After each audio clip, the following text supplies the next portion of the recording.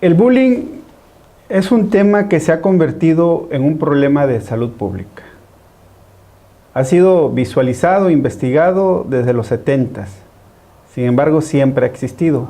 Hoy, en un contexto de violencia generalizada en todo el país, y también podríamos decirlo de manera global, pues es un problema muy delicado en el cual los padres de familia, la sociedad misma, debe estar atendiéndolo. Para esto, hoy en Sin Prejuicios, con la psicóloga Perla Guzmán Ruiz, vamos a tratar este importante tema. Hola, ¿qué tal? Es un gusto para mí volver a estar en este espacio y poder compartir esta información con toda la población chuapense, que sin duda el objetivo o el propósito principal de realizar esta conversación o este diálogo es poder concientizar a la población sobre lo que es el acoso escolar y las secuelas o los efectos que conlleva el que alguien sea actor de este fenómeno hoy en día, ¿verdad? Y poder distinguir algunos conceptos que se han tergiversado o que se han utilizado o mal usado sobre este tema muy importante. Ese sería para mí un propósito claro para poder profundizar y también decirles a los papás qué hacer si detecto, si mi hijo está siendo víctima o es agresor de este tipo de situación o de fenómeno. Y también para los maestros, cómo hacerle, cómo poder intervenir de manera clara y breve, ¿verdad? Porque esto trasciende a una formación y varios cursos para poder desarrollar ciertas habilidades de asertividad o de mediación en los profesores o en la institución a cargo en la que se realice este tipo de fenómeno. Cuando se propone este programa, yo la verdad me interesa mucho y accedo bastante a participar en él. Quienes me conocen saben que yo soy un periodista de temas políticos, temas sociales, y de repente, bueno, casi es un programa de emociones, de cuestiones psicológicas. Y yo creo firmemente que una gran parte de nuestros problemas sociales, políticos, económicos, los resolvemos conociendo profundamente o conociendo bien nuestras emociones. Es decir, eso conocernos, podemos enfrentar diversas situaciones que derivan, como en este caso el bullying, en un problema de salud pública. Así es. Yo creo que más que nada es como un proceso de prevención, una psicoeducación, ¿no? Claro. De manera clara en la que se puede informar a las personas para poder identificar y ver si hay un daño ya muy fuerte en la persona. Ahora sí poder acudir con un especialista, pero si podemos prevenirlo, y una de esas, la prevención parte de la información, ¿por qué no hacerlo? Y enhorabuena, ¿no?, que se esté realizando este tipo de entrevistas o de programa para poder informar y comentar a la población. Sí, y el bullying, bueno, nosotros generalmente lo visualizamos en el día al día. ¿De qué manera cuando se hablan de agresiones o de actos de violencia que se dan, digamos, en las escuelas, que es donde ahorita se ha focalizado, que esto se hace, digo, en la calle, en la casa, sí, en los diversos ámbitos? Sí, sí, sí. Doctora, entrevistamos a algunos maestros que conocen del tema.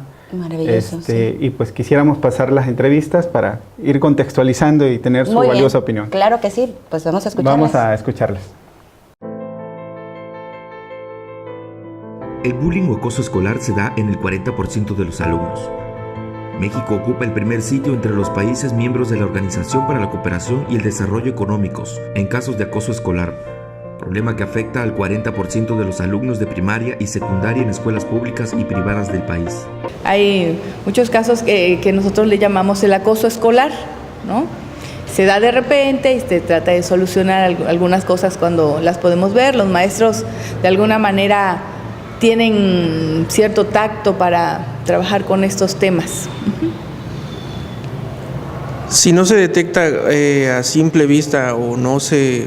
¿Cómo saber que un niño sufre acoso escolar? Ajá. Si un niño puede estar a veces agresivo, triste, escondido, no quiere venir a la escuela, da muchas muchas excusas para estar en la escuela, y ya entonces uno empieza a observar conductas diferentes de ese alumno y empieza uno a investigar qué le está pasando a ese niño. Y sí, de repente uno se da cuenta que está sufriendo un acoso escolar, que alguien lo está agrediendo, a lo mejor física o emocionalmente, o sí, generalmente casi siempre es físico.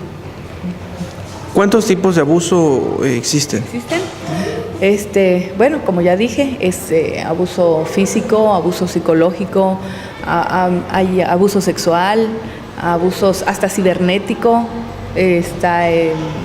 hay otro que ahorita no me acuerdo, pero tiene que ver con también problemas familiares, ¿no? ¿El abuso cibernético cuál es? Cuando alguien, generalmente ya ahorita como los niños también traen sus celulares, y los de secundaria, sobre todo eso se da más en secundaria.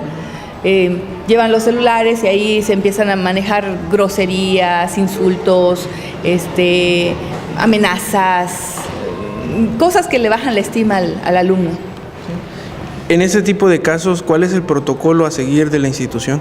Fíjese que sí hay un protocolo de actuación, sí existe, pero no se maneja. En realidad, ha sido como un tanto, quizá un poco descuido de las autoridades, y un tanto el no estar al tanto de las cosas. Hay un protocolo de actuación, pero casi no lo conocen. ¿Cuál es? ¿Cuál es? Bueno, el primero es detectar, ¿no? Detectar al alumno. El maestro debería de reportar eso al consejo, porque ya cada mes hay un consejo de maestros, ¿no? En ese consejo se puede dar a entender, a conocer el caso, porque el caso no nada más es de la víctima, también es, como usted me decía, del agresor, también de los que participan en silencio o viendo y que no actúan. Y entre ellos estamos, entre docentes, padres de familia, o sea, interactuamos mucho, ¿no? Y entonces, pues, todo eso debería de platicarse en un consejo técnico para prevenir, ¿no? O ver la manera de cómo arreglar ese asunto. Si ese asunto no se arregla, pues se va con supervisores, ¿no? O sea, tiene que salir, no se debe de esconder, ¿no? Como padre, alumno, compañero, a lo mejor maestro, si yo guardo silencio, ¿cómo estoy contribuyendo al abuso escolar? Sí, es lo que está sucediendo en nuestra sociedad, porque lo que sucede en chiquito en todas las escuelas es lo que sucede en nuestra sociedad a nivel macro, ¿no? Todo el mundo ignora mientras no te toque a ti, lo ignoramos, y eso se hace más grande, y los niños aprenden de esa situación, y todo el mundo intervenimos en ese abuso. Esto es una consecuencia, ¿no?, de nuestra sociedad. En el caso, por ejemplo, de un niño que cometa acoso, abuso contra sus compañeros, ¿qué procede con estos niños? También, de alguna manera hay que trabajar con ellos. No se puede, hay también una ley general, ¿no? Hay una ley general que también está, pues, de alguna manera escondida, no se toma acción, pero creo que lo más importante es la prevención, porque esos niños también necesitan un apoyo psicológico, un apoyo en donde ellos aprendan a sentir lo que se debe de sentir, empatía, algo con las demás personas vulnerables, porque si no, entonces o los hacemos más agresivos, o también los excluimos, o también les hacemos ese daño. Si ya tienen una tendencia agresiva, si no los ayudamos, pues son los futuros agresores con más fuerza, ¿no? Entonces también hay que ayudarlos, necesitan un apoyo psicológico. ¿Existe el bullying en las Chuapas como tal? Sí, principalmente, pues ahora sí es más observable en las escuelas, porque pues es un medio donde pues hay niños que de una u otra forma sí lo realizan, lo hacen. ¿Por qué se dan los casos de bullying entre los niños, entre los grupos. ¿Por qué? Bueno, indudablemente la formación que tienen en su casa pues no es la correcta.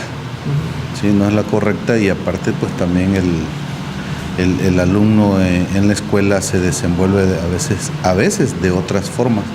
Sí, y a veces agreden a sus compañeros, tal vez no con golpes, pero sí con palabras.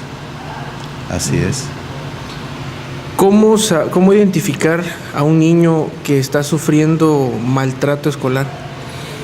En sus actitudes, a veces no quiere venir a la escuela, a veces el padre comunica a uno, cuando el padre está pendiente de sus hijos, le comunican a uno: oiga maestro, fíjese que el niño no quiere ir a la escuela, que llora, y su comportamiento es muy distinto. ¿Sí? Entonces hay un cambio de conducta en el alumno que como que se aísla, ¿no? Entonces, pues ya ahí es donde empieza uno a investigar, ¿no? A preguntarle al alumno o al padre, bueno, qué problemas tiene, ¿no? Así es. Por otro lado, ¿cómo identificar o cómo sé yo que mi hijo está, en el caso de que yo sepa que mi hijo está haciendo el bullying, haciendo el maltrato escolar, ¿qué procede como padre? Bueno, cuando hay esa situación, cuando se da esa situación, uno llama a ambas partes, ¿sí? Tanto al niño agredido como al agresor, y se trata sobre todo de platicar, porque esos problemas pues se resuelven con pláticas con los padres, con los niños presentes, y se trata de concertar, ¿no? Y uno como maestro, pues en las horas de formación cívica y ética también tratamos de platicar sobre el bullying, ¿sí? Sobre el acoso escolar, sobre las agresiones, sobre todo ese tipo de situaciones que ahorita se vienen dando más a menudo. Usted que trabaja con los niños directamente, ¿qué piensan ellos de esto? ¿Qué razón le han dado los niños acerca de lo que ellos creen que es el bullying y cómo lo ven actualmente esta generación? Bueno, ellos están conscientes, ¿no? Porque pues a través de la televisión, a través de las redes sociales, ¿no? Hay mucha información sobre lo que es el bullying, sobre lo que es el acoso escolar, y ellos están conscientes, ¿no? Están conscientes de lo que hay, pero pues muchas ocasiones, ¿no? Prácticamente es su formación de ellos, ¿no? Que traen desde casa, ¿no? Si ellos en su casa no los enseñan a respetar al prójimo, más bien a no burlarse de los defectos de las personas, de las demás personas, pues se logra, ¿no? Que un alumno tenga una excelente formación, un ciudadano, ¿no? Principalmente. Hay una recomendación para los padres de familia, tanto para para generar los padres de familia. Sí, pues de que estén muy pendientes de sus hijos, ¿no? Que le dediquen un tiempo a sus hijos, que los hagan sentir que importan, que son importantes, que los cuestionen cómo les fue en clase, ¿no? Cómo les fue en clase, de una manera muy afectiva, ¿no? Preguntarle, involucrarse, ¿no? En la vida de su hijo, ¿no? Sí, no quizá tal vez en sus estudios, pero sí en la situación afectiva, porque esto es más del aspecto afectivo, ¿no? El que hay que tratar con el alumno, ¿no? Trabajar mucho el aspecto afectivo, emocional en el alumno. Hace tiempo con mi hijo el mayor, con un niño más grande que él que cursaba la escuela, le pegaba, pero fui a hablar con el director y me le puso un hasta aquí al muchachito. ¿Cómo se dio cuenta usted que su hijo sufría abuso? Porque él era muy callado, no me hacía caso, se puso renuente con su hermanito, y hasta que un día me llegó lastimado. Fui a hablar con el director, le puse un hasta aquí, que si no me ponía al niño en su lugar, le iba yo a hablar con el supervisor de la escuela. Y sí me hizo caso el director y sí me lo atendieron a mi hijo. ¿Usted cree que influye la educación, la disciplina en este tipo de casos? Sí, mucho, porque el niño que le pegaba a mi niño era un niño que su mamá y su papá no le ponían atención, era mi vecino. Y ya tenía 17 años el niño y ya no salía de la primaria. Imagínese usted qué podía pasar. Pues en lo personal con mi hija no, pero con unos compañeritos de mi hija sí. Sí, de hecho hay, ciertos niños con cierta especialidad y luego se burlan muchos de ellos. Entonces yo le he inculcado a mi hija que pues ella no tiene por qué burlarse de los niños, o sea, que tengan cierta capacidad. Y pues ella sí me ha comentado que algunos compañeritos de ella sí se burlan de los otros niños. Incluso ella ha sido de una de las personitas que le dice, no, pues ya basta, dejen de molestar. Pues ahora sí que eso sí me ha tocado lidiar con eso, o sea, no con mi hija personalmente, pero sí. Pues yo siento que como padres deberíamos de inculcarle que si un niño tiene algún problema, o sea, nosotros no debemos de estarnos burlando de los otros niños, sino al contrario, pues tomarlos como otro niño normal. Y sí, pero siento que ahora sí que nosotros somos quienes debemos de inculcar ese respeto hacia los demás.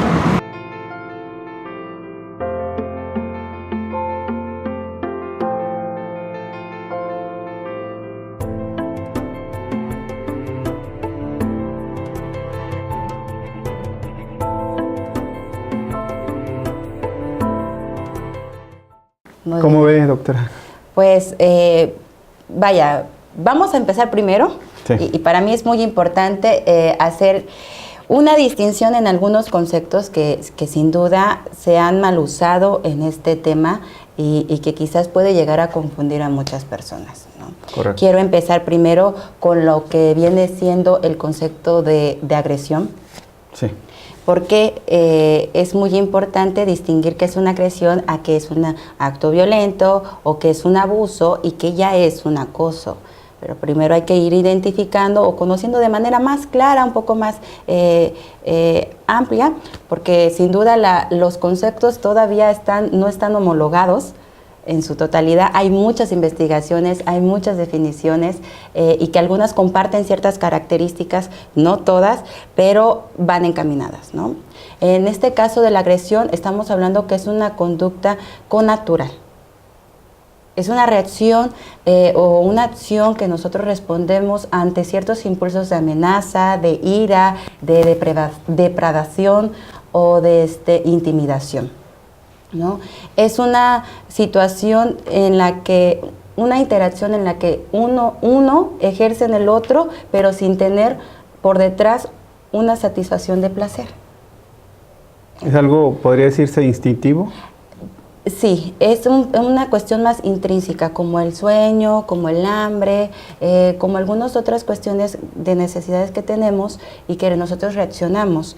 Hay varios autores que determinan que hay una agresión natural y hay una agresión instrumental, ¿no? Cuando ya se lleva a cabo y se estigmatiza en algunos casos, como es utilizarlo en el lenguaje coloquial, ¿no? Pero en sí la agresión es un acto en sí, ¿no? Que se va a ver en la relación de la vida y la muerte, en donde desarrollamos esta capacidad de poder sobrevivir en el medio en el que vivimos.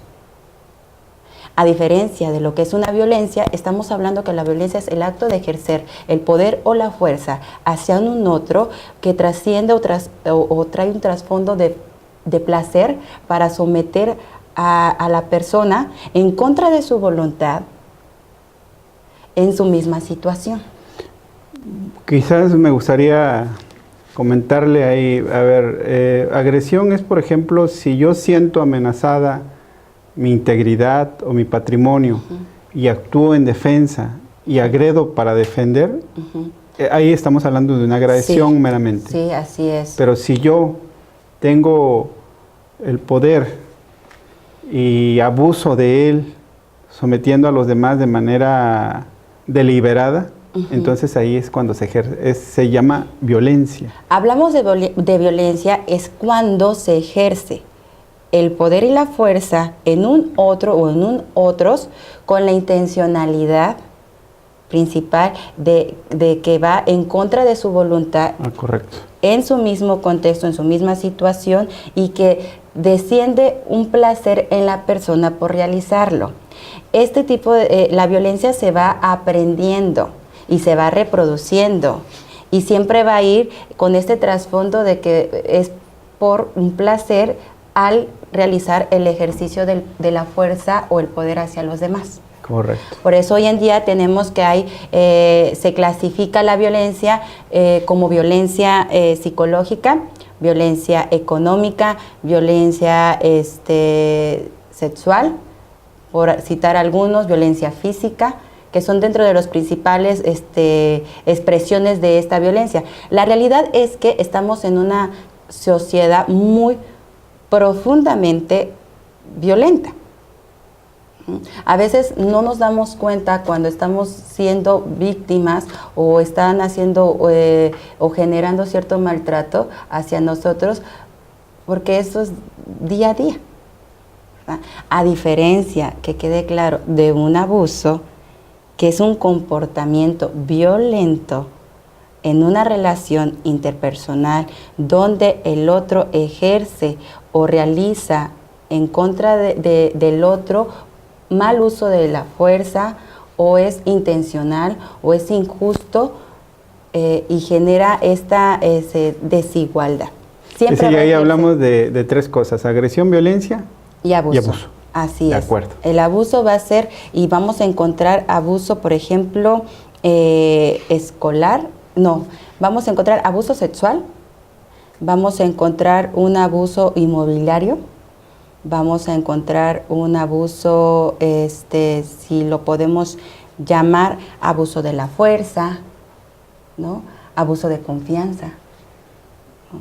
¿Por qué? Porque se realiza este acto o este efecto de ejercer y hacer mal uso, injusto,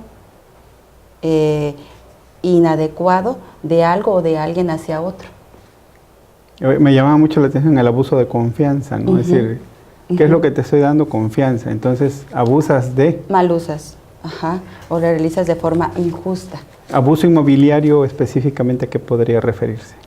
Cuando, por ejemplo, realizas ciertas acciones o conductas para poder alejar a la persona, o que la persona se retire de cierto bien, y estás haciendo de acciones, por ejemplo, de pegar la pared, de subir el tono, haces mal uso de los sonidos, de ciertas cuestiones, por ejemplo, de ruido, ¿no? Apagar la luz. Creo que eso, quienes hemos vivido en departamentos, en alguna ocasión lo hemos sufrido. Sí, claro, completamente. Y ya más claro, en la cuestión de acoso, pues es una forma violenta, donde va a haber la intención de un otro hacia otro y va a haber actos lesivos, sistemáticos, y que van a ir continuando y van a estar bien establecidos, a diferencia del abuso. Entonces, el abuso es un comportamiento y el acoso es una forma violenta en la que se ejerce dentro de algunos pares o con otro, pero se va a caracterizar de que siempre va a haber un desequilibrio, ya sea de fuerza o de poder ante el otro. Va a ser continuo, sistemático, y siempre va a generar un daño, ya sea emocional o físico, a la persona. No todo acto violento se puede determinar como un acoso. ¿Okay? Hay momentos o reacciones violentas que se dan espontáneamente, pero que no van con una intencionalidad, ni siquiera son reiterados, que a diferencia de un acoso que es sistematizado y bien establecido. Ahí ya estamos hablando un poco en cuanto a esto. Digamos, si la agresión es de alguna manera instintiva, ¿sí? En el caso de esa agresión, ¿puede en un momento dado convertirse en violencia? ¿Es lo que entiendo? Cuando la persona ya lo realiza para ejercer el poder o alguna fuerza en contra de la voluntad del otro. ¿Qué lo va es un filito? O sea, sí, esto, ¿okay? Definitivamente. El hilo es que en la agresión no hay una satisfacción, no hay un placer al realizar esta relación de un otro encima del otro, ¿no? En la violencia sí va a haber un placer a partir de ejercer el control o el poder o la fuerza en el otro, en contra de su voluntad. En el acoso estamos hablando que va a ser un fenómeno violento, pero se va a caracterizar de que va a haber siempre un desequilibrio. Correcto. Y va a ser reiterado e intencionado. ¿Okay? Entre los acosos que vamos a tener, o las expresiones o las clasificaciones que se da actualmente de acoso, pues tenemos el acoso escolar, el acoso laboral, el acoso sexual, el ciberacoso. El acoso financiero. Por así mencionarlo. Bueno, doctora, y en este caso, digamos, lo que de alguna manera a la gente le llama mucho la atención es el caso del bullying, el bullying escolar. En ese contexto, ¿el bullying se trata de todos estos ingredientes de los que usted menciona? Así es, porque quería empezar a distinguir estos conceptos para tratar de entenderlo, para poder comprender un poquito más y poder quitar algunos términos, ¿verdad?, que se han mal usado para este fenómeno. Ya entrando un poquito como segunda parte, me es importante mencionar, bueno, ¿y esto desde hace cuándo surge?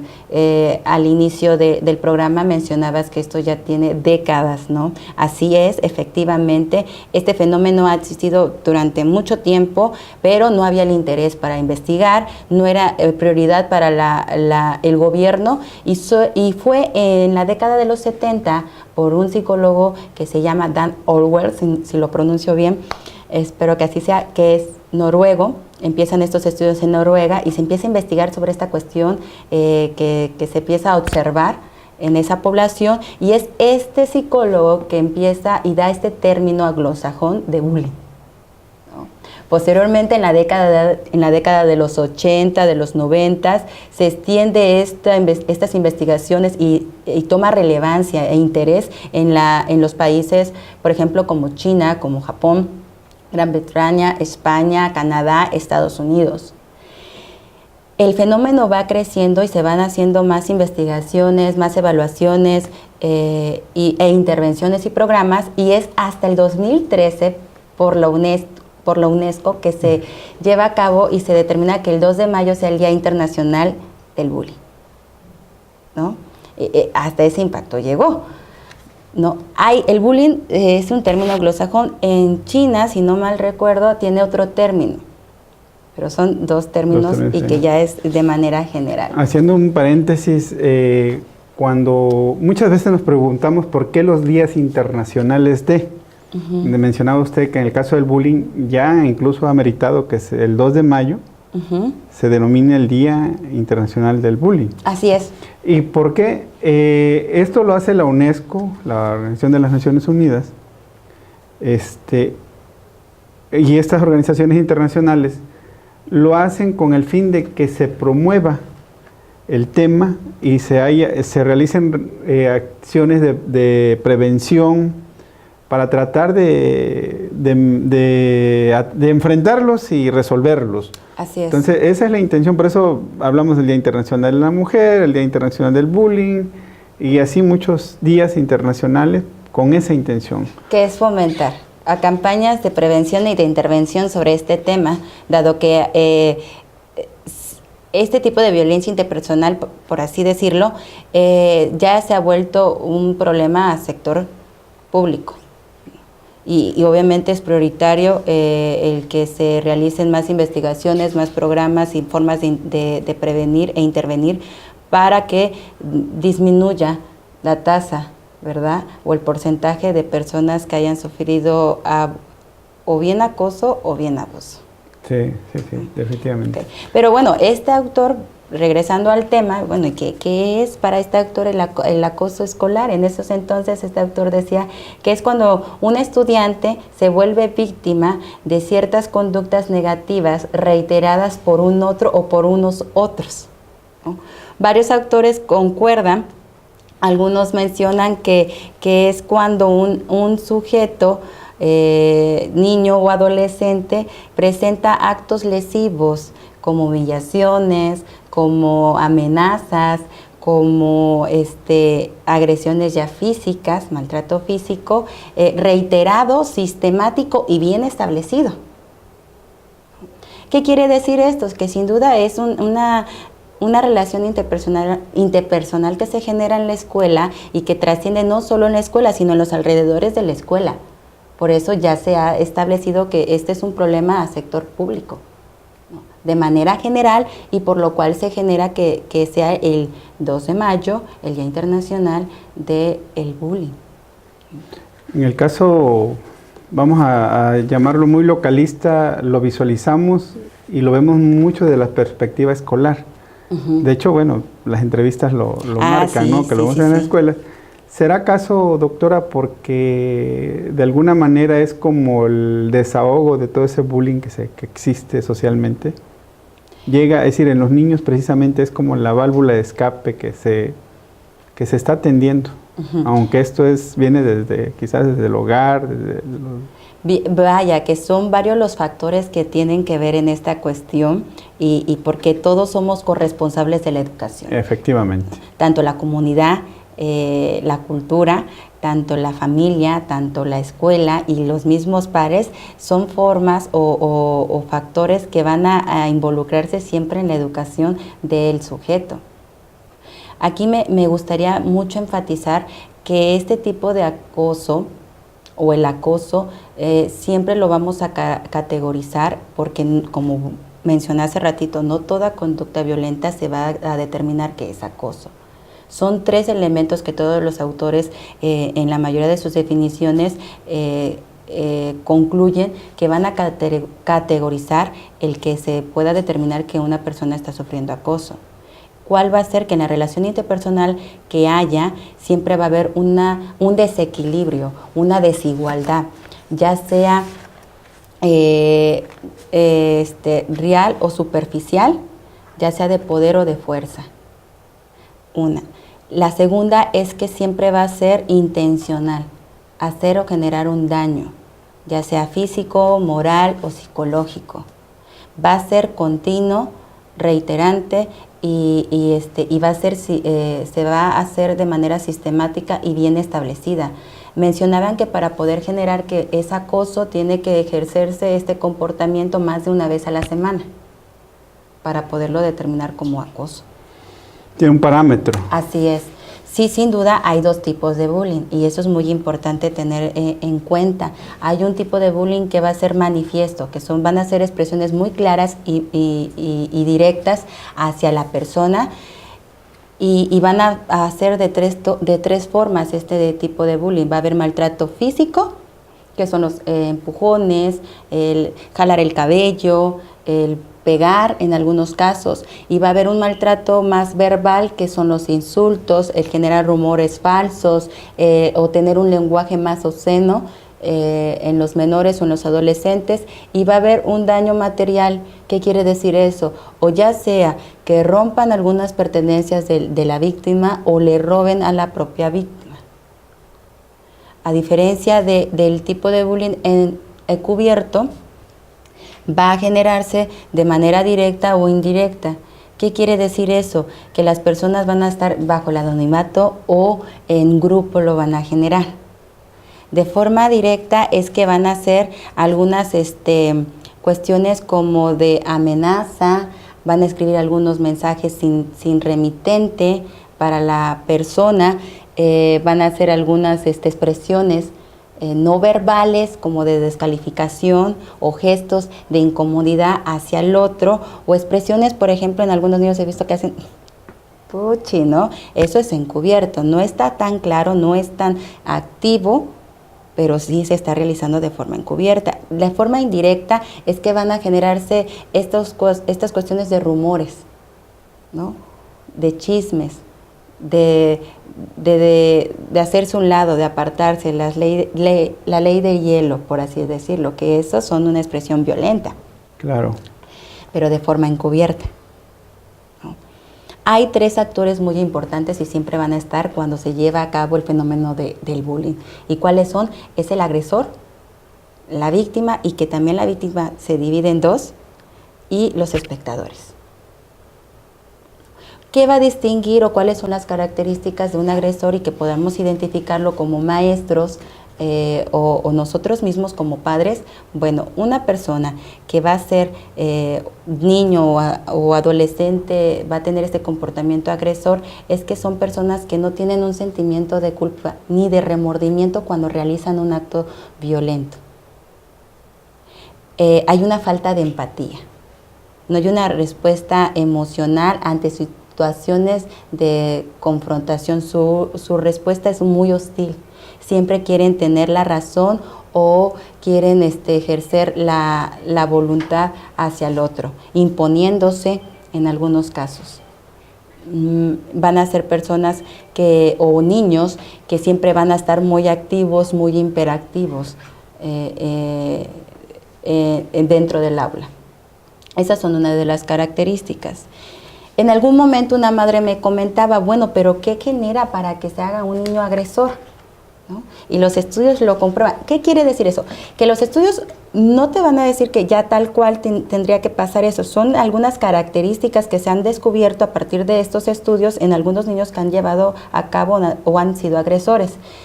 Que entre ellos se demostró que el venir de un ambiente donde ha padecido ciertas humillaciones va a desencadenar que el niño también sea agresor. Es decir, si tienen un padre que humilla, o padres que humillan, que lo agreden, que lo... Un ambiente, ya sea padres, tíos, abuelos, que generen como algo muy natural la humillación. Ellos van y lo practican. Ajá, con sus compañeros. ese es un factor. Ese es un factor. Hay ¿Qué otro otros factores? que la falta de afecto, como lo decía en la entrevista, escuché por parte del maestro, sí tiene una gran repercusión a nivel social, porque quiere decir que algunos niños quizás vienen de ambientes violentos también, intrafamiliar, de ambientes que vienen mucho abuso por algunos hermanos mayores, por algunos sobrinos o algunos primos o tíos, y hay una ausencia de algún padre o vienen de divorcios, ¿no? Tal vez en algunos casos, estaba leyendo en algunos estudios, se viene esta cuestión de que porque buscan que el niño logre un éxito total en todas las actividades, también esa es una presión para los niños para volverse agresores. O también los niños que son totalmente mimados. Que ahora sí, así es, caen en la impunidad, ¿no? Tienden a tener sobreprotección. Así es, y se desarrolla con este tipo de agresión en la escuela.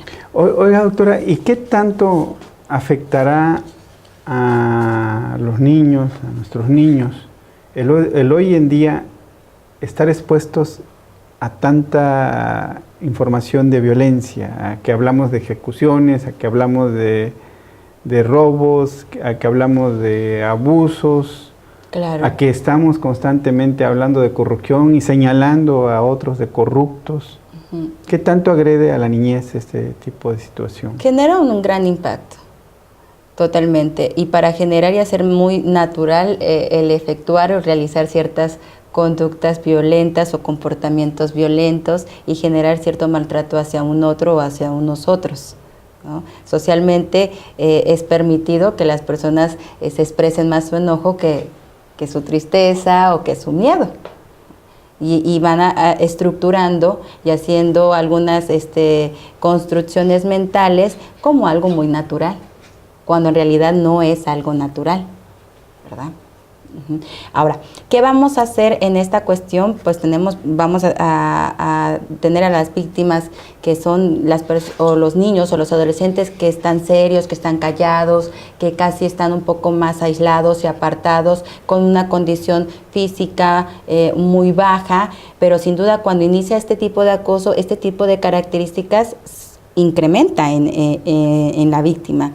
Hay una víctima que hablan los estudios que es la víctima que también llega a ser también agresora, ¿no? Que son estos niños que tienen algunos trastornos de atención, de concentración, que son muy hiperactivos, que suelen ser muy irritables, sufren en su momento siendo víctimas y después también se vuelven también agresores.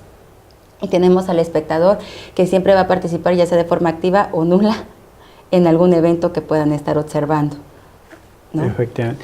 Doctora, ¿cuáles serían, digamos en este caso, vamos a hablar del núcleo, de la familia, cuáles serían las recomendaciones hacia la familia, hacia papá, mamá, hermanos, para tratar de contrarrestar este tipo de problemas, como es el bullying, Bueno, la sí, violencia, el abuso, el acoso y todo lo que implica? Así es. Sí me gustaría enfatizar que el vivir o estar en esta situación de acoso va a tener secuelas en las dos partes.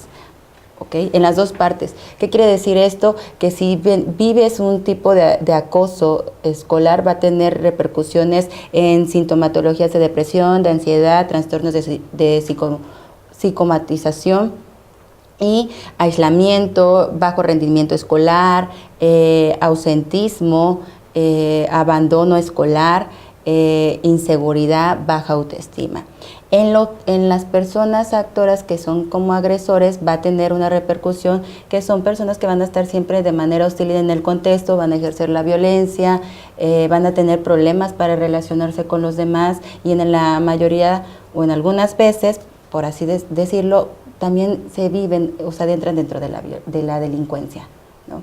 ¿Qué hacer cuando puedo observar o me doy cuenta que mi hijo es víctima, ¿no? Como padre, bueno, principalmente mantener la calma, controlar esta desesperación o incertidumbre o incomodidad para poder mantener un diálogo abierto con el niño y permitirle que se desahogue, que te pueda expresar lo que él vive, lo que le está pasando y siempre asegurarle que estás ahí para apoyarlo y que esta situación que está pasando no es su culpa. Eso sí, siempre recargarles a los niños que eso no es su culpa, ¿va? Comunicar a los maestros, comunicar a la escuela sobre esta situación y tomar en ciertas maneras estrategias, ¿no? Algunos padres he escuchado que les dicen, pues si te golpeó, pues pégale o también agrédelo. Violencia con violencia no va a funcionar. Como padres es nuestra labor buscar estrategias que generen de forma asertiva el enfrentamiento de esta violencia.